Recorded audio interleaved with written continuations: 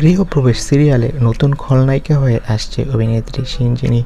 বিস্তারিত জানতে ভিডিওটি দেখুন। সম্প্রতি অভিনেত্রী সিনজিনি একটা সাক্ষাৎকারে জানিয়েছেন যে তিনি প্রতিদিন ঘুম থেকে রোজ উঠে কাজে আসতে পারে। সেটা খল চরিত্র বা মেইন চরিত্র সেটা বিষয় না। অভিনেত্রী জানান, দুবেলা খেতে পারছি, ভালো জায়গায় কাজ করতে পারছি, এর চেয়ে বেশি আর কি চাওয়া থাকতে পারে।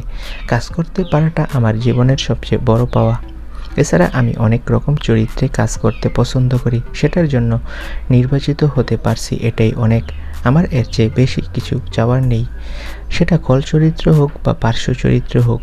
আমি যে কাজ করতে পারছি এটাই মেন বিষয়। সম্প্রতি শোনা যাচ্ছে গৃহপ্রবেশ সিরিয়ালে নাকি তিনি খল চরিত্রে ফিরবেন। তার চরিত্রটা বেশ গুরুত্বপূর্ণ হবে।